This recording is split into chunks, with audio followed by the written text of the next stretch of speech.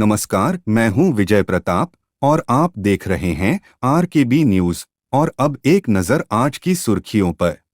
हरियाणा दिल्ली के बाद अब आरएसएस बिहार में भी एक्टिव हो गया है। दैनिक भास्कर की रिपोर्ट के मुताबिक आरएसएस की रणनीति के तहत बिहार के हर गांव में 10 से 15 स्वयंसेवक एक्टिव हो गए हैं। वो चाय की दुकानों, मंदिरों और घरों में लोगों से बातचीत कर रहे हैं। संगठन ने वोटर्स की 3 लिस्ट बनाई है: पक्के वोटर, कंफ्यूज वोटर और रूठे वोटर। अब टीमें घर घर जाकर नाराज वोटरों को मना रही हैं और कंफ्यूज वोटरों को समझा रही हैं। शिकायतें सुनने के लिए भी टीमें बनाई गई हैं। गांव की सड़क, राशन कार्ड, प्रधानमंत्री आवास जैसी समस्याओं को चुनाव से पहले हल कराने की कोशिश की जा रही है।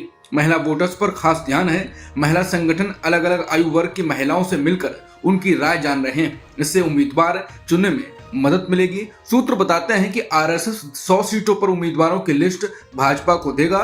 हर सीट पर 3-3 नाम होंगे, साथ में रिपोर्ट कार्ड भी। बिहार में आरएसएस की योजना है कि प्रधानमंत्री की रैली से लेकर स्टार प्रचारकों की रैलियों तक सबका प्लान संगठन तय करेगा। रणनीति 3 बिंदुओं पर टिकी है: राष्ट्रवाद, हिंदुत्व और विकास। मुस्लिम बहुल इलाकों में राम मंदिर और राष्ट्रवाद का मुद्दा उठाया जा रहा है, जबकि किसानों के इलाके में योजनाओं और विकास की बात की जा रही है। दिल्ली और हरियाणा की तरह ही बिहार में भी ब्लॉक स्तर पर हर हफ्ते 100 बैठकें की जा रही हैं। जातीय जनगणना के मुद्दे पर भी आरएसएस ने सरकार को इनपुट दिया था। यही वजह है कि केंद्र ने 2026 से 2 चरणों में जनगणना कराने का ऐलान किया है।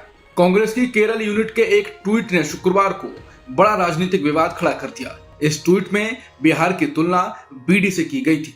ट्वीट में लिखा गया था कि बीडी और बिहार दोनों बी से शुरू होते हैं, अब इन्हें पाप नहीं माना जाएगा। ये ट्वीट हालिया जीएसटी रिफॉर्म्स को लेकर बीजेपी पर तंज कसने के लिए किया गया था। बाद में कांग्रेस ने ये पोस्ट हटा दिया, लेकिन इस बयान पर बीजेपी और उसकी सहयोगी जेडीयू ने कांग्रेस पर बिहार का अपमान करने का आरोप लगाया। बिहार के डिप्टी सीएम सम्राट चौधरी ने कहा, पहले मोदी जी की मां का अपमान और अब पूरे बिहार का, यही कांग्रेस का असली चेहरा है। बीजेपी प्रवक्ता शहजाद पूनावाला ने कहा, कांग्रेस हदें पार कर चुकी है। क्या तेजस्वी यादव भी इस बयान से सहमत हैं? जेडीयू नेता संजय कुमार झा ने इसे बेहद शर्मनाक बताया और तंज कसते हुए कहा, भी का मतलब बीड़ी ही नहीं, बुद्धि भी है जो कांग्रेस के पास नहीं है। राहुल गांधी और तेजस्वी यादव की वोटर अधिकार यात्रा के 3 दिन बाद बीजेपी के सहयोगी और राष्ट्रीय लोक मोर्चा के प्रमुख उपेंद्र कुशवाहा ने कहा है कि बिहार में चल रहे स्पेशल इंटेंसिव रिवीजन के लिए चुनाव आयोग को ज्यादा समय देना चाहिए था। उपेंद्र कुशवाहा ने कहा कि जमीन पर एसआईआर कोई बड़ा मुद्दा नहीं था, लेकिन लोगों को असुविधा हुई, इसलिए आयोग को और समय देना चाहिए था। उन्होंने ये भी माना कि वोटर अधिकार यात्रा कांग्रेस के लिए फायदेमंद साबित हो सकती है। उन्होंने कहा कि वोटर अधिकार यात्रा का आम जनता पर ज्यादा असर नहीं पड़ा, लेकिन राहुल गांधी को फायदा हो सकता है, क्योंकि उन्हें लंबे समय बाद बिहार में अच्छी पहचान और विजिबिलिटी मिली। राष्ट्रीय स्वयंसेवक संघ और उससे जुड़े संगठनों की 3 दिवसीय अखिल भारतीय समन्वय बैठक आज शुक्रवार से राजस्थान के जोधपुर में शुरू हो रही है। इस बैठक में संघ प्रमुख मोहन भागवत समेत 32 संगठनों के करीब 320 प्रतिनिधि शामिल होंगे। आरएसएस के प्रचार विभाग प्रमुख सुनील अंबेकर ने बताया कि यह बैठक कोई औपचारिक निर्णय लेने के लिए नहीं है, बल्कि आपसी सहयोग बढ़ाने के लिए है। बैठक में राष्ट्रीय एकता, सुरक्षा और सामाजिक मुद्दों पर चर्चा होगी। अलग अलग राज्यों जैसे पंजाब, बंगाल और पूर्वोत्तर की स्थिति पर भी संगठन अपने अनुभव और आकलन साझा करेंगे। भाजपा अध्यक्ष जेपी नड्डा भी जोधपुर पहुंचे हैं। मुख्यमंत्री भजन लाल शर्मा ने एयरपोर्ट पर नड्डा का स्वागत किया और फिर जयपुर लौट गए। संघ प्रमुख मोहन भागवत सोमवार को ही जोधपुर पहुंच गए थे। सोलापुर जिले में अवैध मिट्टी यानी मुर्रम खुदाई पर कार्रवाई रोकने को लेकर डिप्टी सीएम अजीत पवार का नाम सामने आने के बाद विवाद खड़ा हो गया है। एक वीडियो वायरल हुआ है जिसमें अजीत पवार करमाला की डीएसपी अंजना कृष्णा से फोन और फिर वीडियो कॉल पर बात करते दिखाई दे रहे हैं। वीडियो में पवार को अफसर से कहते हुए सुना गया कि कार्रवाई रोक दी जाए। हालांकि एनसीपी ने आरोपों को नकारा है। वीडियो में दिख रहा है कि कृष्णा कॉल रिसीव करते हैं। उन्होंने पूछने की कोशिश की कि वो किससे बात कर रही हैं, जिस पर कॉल पर मौजूद व्यक्ति ने कहा, मैं डिप्टी सीएम अजीत पवार हूँ, क्या तुम मुझे पहचानती नहीं? मुझे अपना नंबर दो, मैं तुम्हें वीडियो कॉल करता हूँ, मेरी आवाज नहीं पहचान रही हो। एनसीपी प्रदेश अध्यक्ष सुनील तटकरे ने कहा कि अजीत दादा ने पार्टी कार्यकर्ताओं को शांत करने के लिए अफसर को फटकारा होगा, लेकिन उनका मकसद अवैध खुदाई को बढ़ावा देना नहीं था। आप नेता विजय कुंभारे ने इसे सत्ता का दुरुपयोग बताते हुए कहा कि जब अफसर गलत काम के खिलाफ कार्रवाई कर रहे थे तो उन्हें धमकाना गलत है। यही वजह है कि मंत्री अपने मनपसंद अफसर चाहते हैं। इस घटना के बाद विपक्ष ने भी सवाल उठाए हैं कि क्या वाकई सरकार अफसरों पर दबाव डालकर अवैध गतिविधियों को बचाना चाहती है। सिंगर और एक्टर दिलजीत दोसांझ ने सोशल मीडिया प्लेटफॉर्म इंस्टाग्राम पर एक वीडियो शेयर किया जिसमें वो बाढ़ के कारण बने पंजाब के हालात पर भावुक नजर आ रहे हैं। दरअसल लगातार हो रही बारिश और बाढ़ की वजह से पंजाब के कई इलाके जलमग्न हैं। इस दौरान कई लोगों की जान भी गई है। इसी पर दिलजीत दोसांझ ने वीडियो में कहा, आज की बात मैं हिंदी में करूंगा ताकि बात सब तक पहुंच जाए। उन्होंने कहा कि बाढ़ की वजह से पंजाब के हालात बहुत खराब हैं। लोगों के घर बह चुके हैं, फसलें तबाह हो चुकी हैं, पशु मर चुके हैं, जिंदगियां बर्बाद हो गई हैं। पंजाब जख्मी है पर हारा नहीं है। दिलजीत दोसांझ ने कहा कि बाढ़ से जितने भी प्रभावित परिवार हैं वो उनके साथ खड़े हैं। उन्होंने कहा कि ऐसा नहीं है कि राशन या पानी देकर ये समस्या खत्म हो जाएगी। जब तक उनकी जिंदगियां दोबारा शुरू नहीं हो जाती, हम सब उनके साथ। भारतीय पीएम मोदी, रूसी राष्ट्रपति व्लादिमीर पुतिन और चीनी राष्ट्रपति शी जिनपिंग की हंसी मजाक और दोस्ताना अंदाज वाली तस्वीर ने अमेरिकी मीडिया को सख्ते में डाल दिया है। ये तस्वीर तियानजिन में आयोजित एससीओ शिखर सम्मेलन की है। अमेरिकी न्यूज चैनल CNN पर एक राजनीतिक विश्लेषक ने इसे हर अमेरिकी के लिए सिहरन पैदा करने वाला क्षण बताया है। अमेरिकी समाचार चैनल CNN के विश्लेषक मिस्टर जोन्स ने इसे नई विश्व व्यवस्था की शुरुआत के रूप में पेश किया जिसमें भारत, रूस और चीन जैसे देश एकजुट होकर अमेरिकी प्रभुत्व को चुनौती दे सकते हैं। जोन्स ने इसे तस्वीर को ऐतिहासिक रूप से महत्वपूर्ण करार देते हुए कहा कि शी जिनपिंग, पुतिन, मोदी और उत्तर कोरिया के नेता किम जोंग उन की ये तस्वीर हर अमेरिकी की रीढ़ में सिहरन पैदा करनी चाहिए। फॉक्स न्यूज ने इस तस्वीर को अमेरिकी प्रदेश नीति की विफलता का प्रतीक बताया और कहा कि अमेरिका की कठोर नीतियों ने इन देशों को एक साथ ला दिया है। न्यूयॉर्क टाइम्स ने कहा कि मोदी ने यह दिखाना चाहा कि अगर ट्रंप प्रशासन टैरिफ के जरिए नई दिल्ली को अलग थलग करना जारी रखता है तो भारत के अन्य महत्वपूर्ण मित्र भी हैं जिनमें चीन भी शामिल है, भले ही सीमा विवाद अभी सुलझा ना हो। केंद्रीय मंत्री पीयूष गोयल ने गुरुवार को कहा कि अमेरिका के साथ चल रही व्यापार वार्ताओं को लेकर घबराने की कोई जरूरत नहीं है। उन्होंने कहा कि भारत और अमेरिका के बीच बहुत अच्छे संबंध बने हुए हैं और भरोसा जताया कि दोनों देश आपसी मुद्दों को सुलझाकर एक न्यायपूर्ण और संतुलित समझौते पर पहुंच जाएंगे। गोयल का यह बयान उस समय आया है जब अमेरिकी राष्ट्रपति ट्रंप ने भारत के आयात पर 25% टैरिफ लगा दिया है। इससे भारतीय सामानों पर कुल 50% तक टैरिफ हो गया है। ये कदम भारत के रूस से तेल व्यापार की वजह से उठाया गया है। पीयूष गोयल ने कहा कि व्यापार वार्ताओं के लिए कोई तय समय सीमा नहीं होती, ये धैर्य से करनी होती है। उन्होंने कहा कि हमें भविष्य की ओर देखना चाहिए और सोचना चाहिए कि हमें क्या चाहिए। समय बताएगा कि समाधान जल्दी निकलता है या लंबा खिंचता है।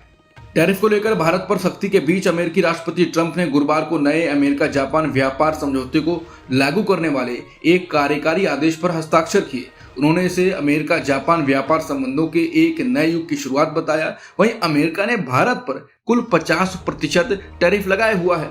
अमेरिका की तरफ से कहा गया है कि ये एक ऐतिहासिक समझौता है जो जापानी ऑटोमोबाइल पर टैरिफ को घटाकर 15% कर देता है और टोक्यो से $550 बिलियन के निवेश का वादा करता है। व्हाइट हाउस ने एक्स पर जारी एक बयान में इस कदम की पुष्टि की। इस समझौते के तहत अमेरिका आने वाले लगभग सभी जापानी आयातों पर 15% का आधारभूत शुल्क लगेगा। ऑटोमोबाइल के लिए यह दर 27.5% से घटकर 15% हो जाएगी, जो जापानी वाहन निर्माताओं के लिए एक महत्वपूर्ण जीत है। पूर्व अमेरिकी राष्ट्रीय सुरक्षा सलाहकार जॉन बोल्टन ने कहा है कि राष्ट्रपति ट्रंप और प्रधानमंत्री मोदी के बीच पहले जैसा व्यक्तिगत रिश्ता अब नहीं है।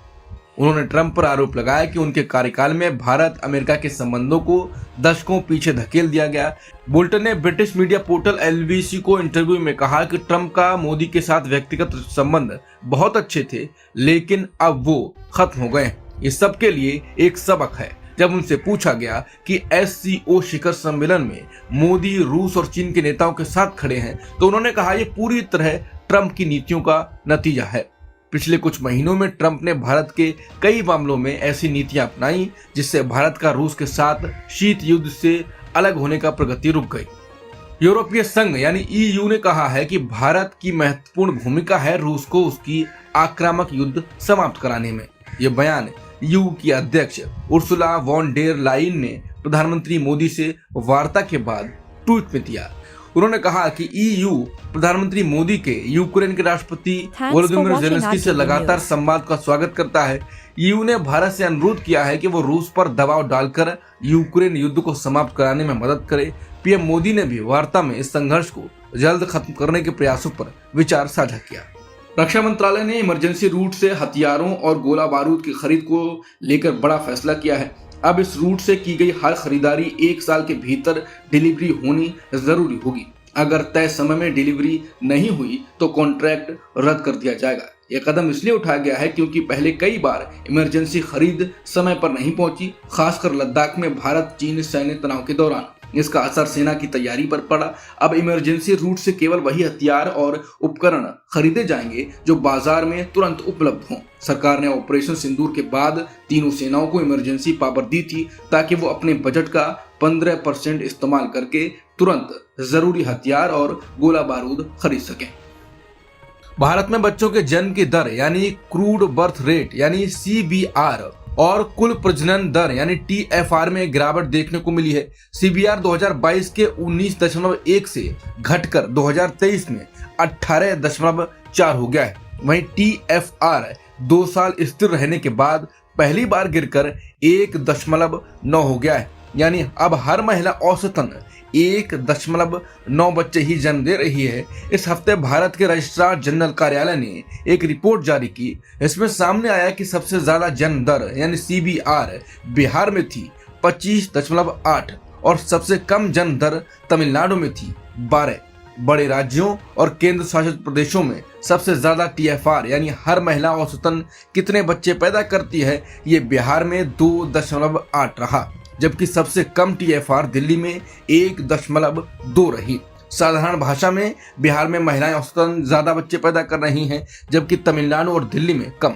इसके अलावा ये भी दिखा कि उत्तर भारत में जन्म दर ज्यादा है, जबकि दक्षिण और कुछ अन्य राज्य में जन्म दर कम हो रही है। जैसे बिहार में 2.8, उत्तर प्रदेश में 2.6, मध्य प्रदेश में 2.4, राजस्थान में 2.3, छत्तीसगढ़ में 2.2। इसका मतलब है कि इन राज्यों में महिलाएं औसतन 2 से ज्यादा बच्चे पैदा कर रही हैं। वहीं दक्षिण और कुछ अन्य राज्यों में देखें तो दिल्ली में 1.2, पश्चिम बंगाल में 1.3, तमिलनाडु में 1.3, महाराष्ट्र में 1.4 है। तेलंगाना, आंध्र प्रदेश, केरल, कर्नाटक, जम्मू कश्मीर और पंजाब में औसत 1.5 का है। इसका मतलब है कि इन राज्यों में महिलाएं औसतन 2 से कम बच्चे पैदा कर रही हैं। अमेरिका के राष्ट्रपति ट्रंप शुक्रवार को एक आदेश पर हस्ताक्षर करने वाले हैं। इसके जरिए वो डिपार्टमेंट ऑफ डिफेंस का नाम बदलकर डिपार्टमेंट ऑफ वॉर करना चाहते हैं। न्यूज एजेंसी PTI के मुताबिक उनका कहना है कि इस कदम से अमेरिकी सेना की मजबूती और शक्ति के बारे में लोगों को पता चलेगा, लेकिन मंत्रालय का नाम आधिकारिक तौर पर बदलने के लिए अमेरिकी संसद से कानून पास कराना जरूरी है। नेपाल की सरकार ने गुरुवार 4 सितंबर को 26 सोशल मीडिया प्लेटफॉर्म्स को बैन करने का बड़ा कदम उठाया। इन प्लेटफॉर्म्स में फेसबुक, एक्स, इंस्टाग्राम और यूट्यूब शामिल हैं। नेपाल सरकार का कहना है कि इन प्लेटफॉर्म्स ने रजिस्ट्रेशन के नियमों का पालन नहीं किया, इसके लिए इन्हें बंद किया जा रहा है। सरकार ने पहले भी 28 अगस्त को इन प्लेटफॉर्म्स को रजिस्ट्रेशन के लिए 7 दिन की अंतिम तारीख दी थी। यह समय सीमा बुधवार रात खत्म हो गई। अभी तक के लिए बस इतना ही। बाकी की ताज़ा खबरों के लिए जुड़े रहिए RKB न्यूज के साथ। मैं विजय प्रताप अब आपसे अनुमति चाहता हूं। चैनल को लाइक, शेयर और सब्सक्राइब करना न भूलें। धन्यवाद।